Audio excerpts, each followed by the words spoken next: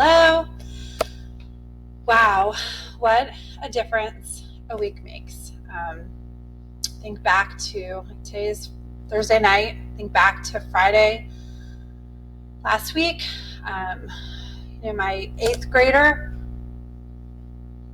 asked me, should I put on my dress uniform today for a quick last day of school picture? Do you think we might not have school next? I'm like, I don't think so. He's like, well, what happens if we go to school and we don't have to go to school? I'm like, I don't think that's going to happen. And then quickly, as the day on Friday unraveled from finding out first period, the postponement of prom, to as the day went on, it became more and more clear. And then by lunchtime, we realized that Friday would be our last day together, and we were kind of scrambling throughout our classes to be able to get the information that you would need. It was tough as a teacher. I made it to the last period of the day, and my heart was super heavy. I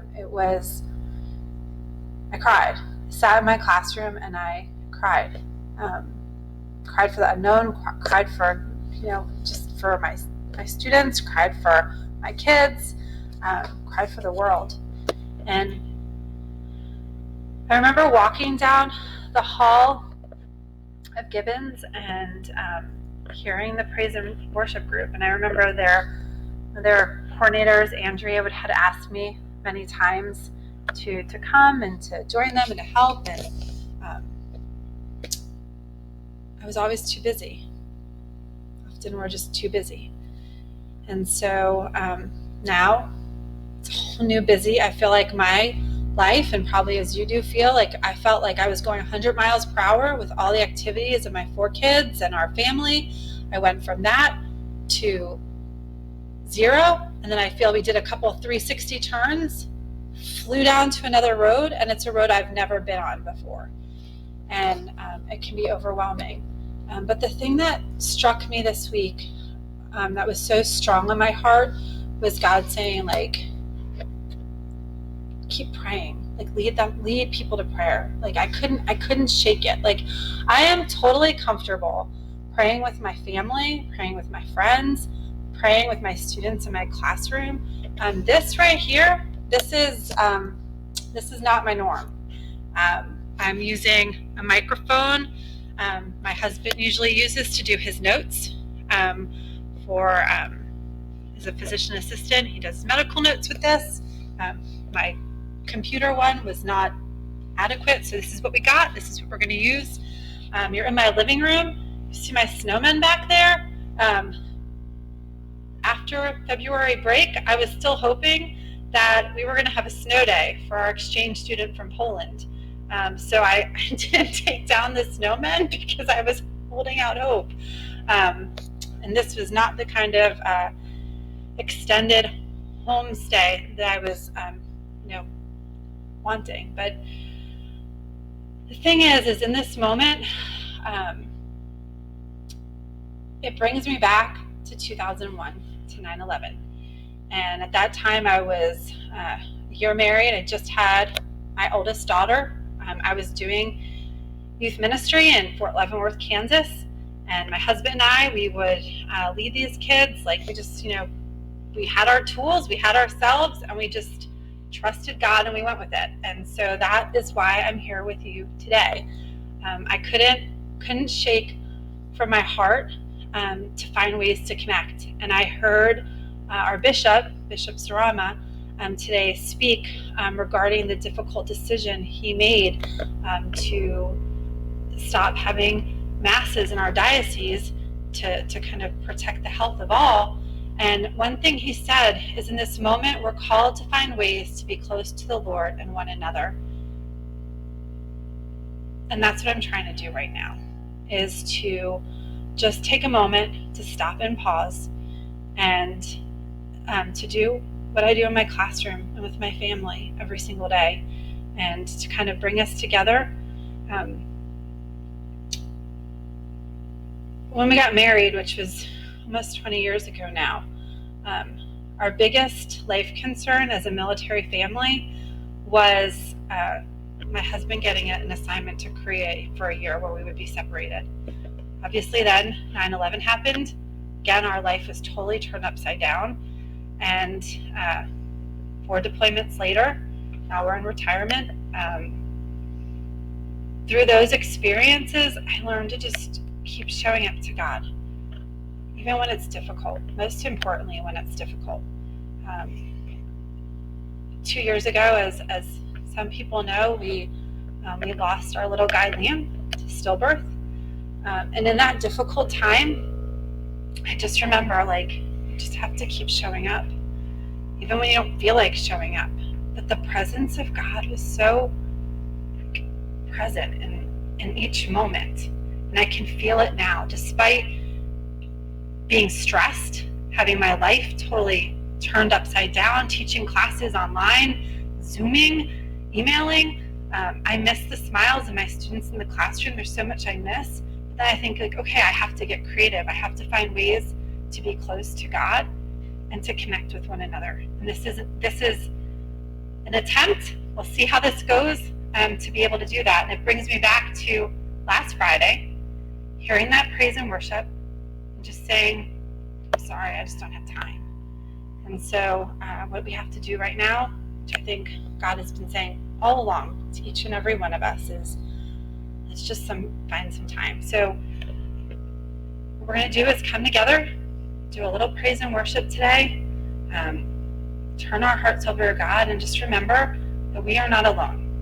God is with us. We are all in this together, and we just can't forget that. So we're going to lead a song. We'll close with a song, a little message in the middle. My husband is my wonderful, can you come, just, yes, scooch, there he is, hold on. My ministry duo, and just take a moment right now and take all your anxieties that you have in your life and just put them up to God, and know He knows exactly what you're going through at this moment.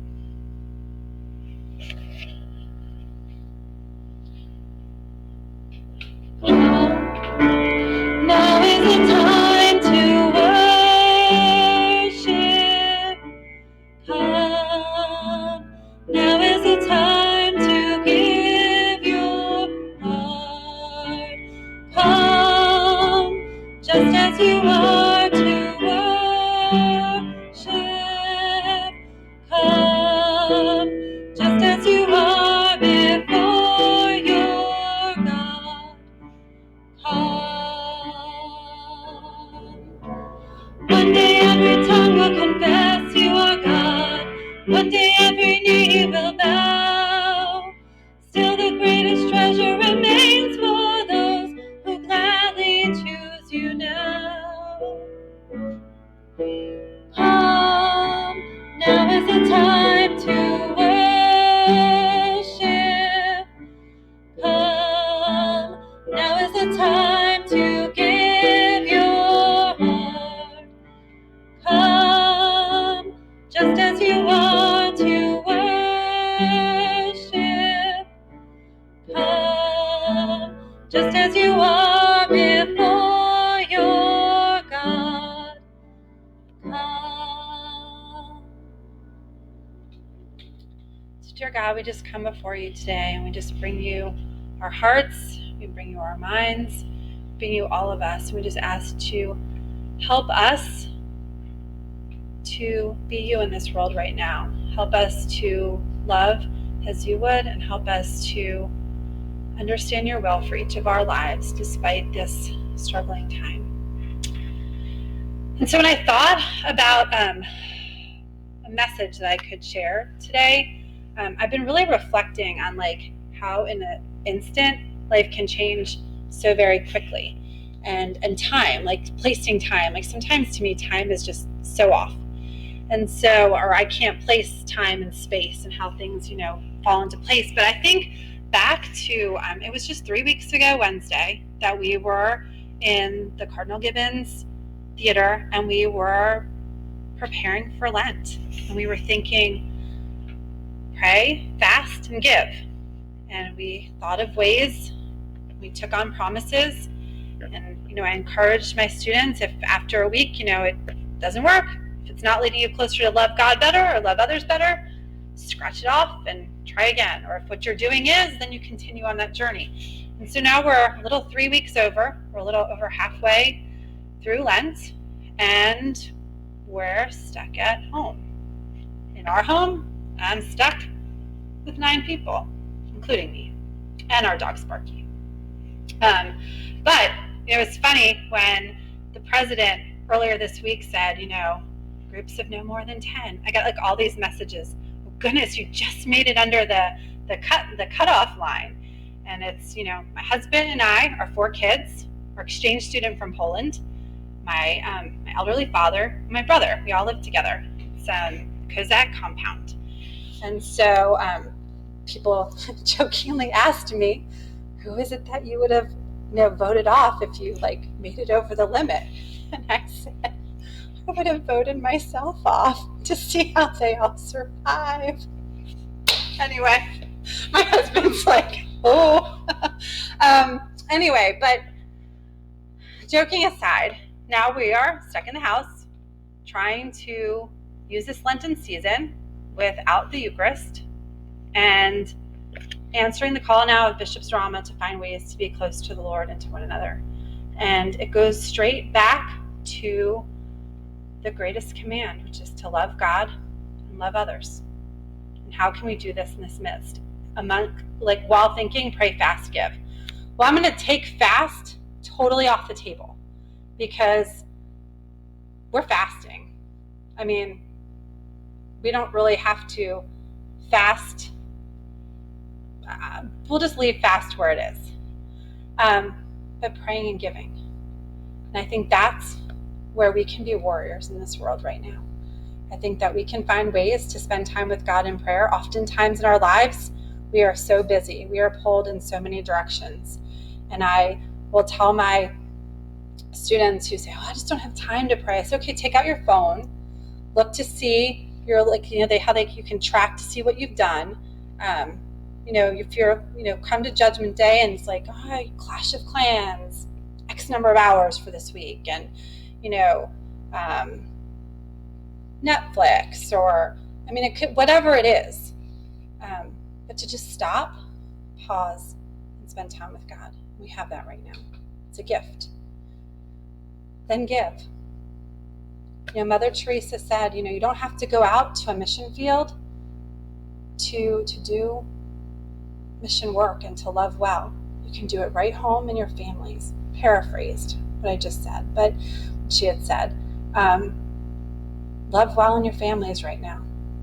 Pray to see that you can find ways to make the lives of those around us easier. Find ways that you can connect with people that are not in your bunker right now. FaceTime, do whatever it can be. You're better with the technology than I am. But find ways that you can love well in this. And then trust God. That's all we can do in this, is to trust God and to turn to Him. And having lived life, I know that His plan is sometimes always greater than ours, even though we can't see it. In the moment, we might just be in that little dark spot.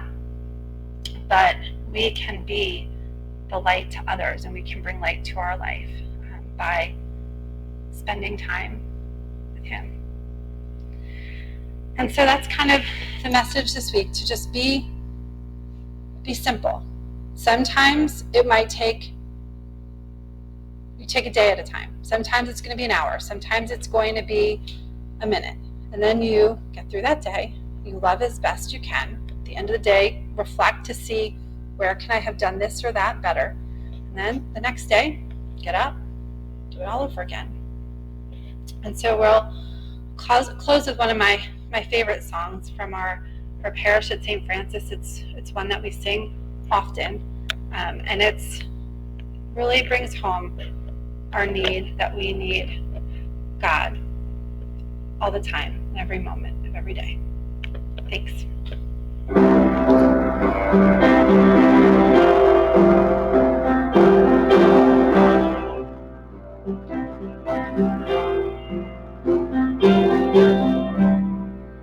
Lord,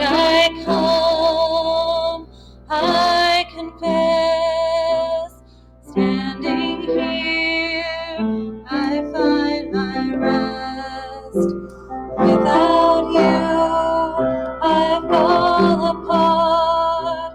You're the one that guides my heart. Lord, I need you. Oh, I need you. Every hour I need you. My one defense, my righteousness. Oh God, how I need you.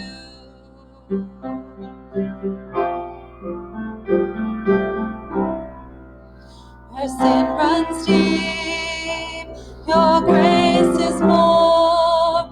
Your grace is found, is where you are. And where you are, Lord, I am free. Holiness is Christ in me. Where you are, Lord, I am free. Holiness is Christ in me. Lord, I need you. Oh, I need you. Every hour I need you. My one defense, my righteousness. Oh God, how I need you. Teach my song to rise to you when temptation comes my way. And when I cannot stand, I'll fall on you. Jesus, you're my hope and stay. And when I cannot stand, I'll fall on you. Jesus, you're my hope and stay. Lord, I need you. Oh, I need you. Every hour I need you. My one defense, my righteousness. Oh God, how I need you. I want you. Oh, I need you. Every hour I need you. My one defense, my righteousness. Oh God, how I need you. You're my one defense, my righteousness. Oh God, how I need you. Just wanted to close with one final little message. It was several years ago, probably 5 or 6 years ago. I was in class during the Lenten season, and one of my students challenged me. They said, Ms. Kozak, we want you to pray on the spot with your prayers, spontaneous prayer. And before that, I would plan out all my lessons. I would handwrite out my prayers the night before, and that's where my comfort zone was. And that Lenten season, they put me on the spot. I promised I would spontaneously pray for the duration of Lent in all of my classes. And with time and God's help, I got out of my comfort zone with it. Right now, this is totally 100% out of my comfort zone. But whatever God brings you to, He's going to bring you through. If He brings you to it and He puts that on your heart, He's going to bring you through it. He will come up with a plan. And I trust in this moment, as we are all stuck in our houses with fear of what's going on the outside, that He will bring us all through this. So God bless you. May He keep you. And I look forward to doing this again. Have a good weekend. Happy Friday.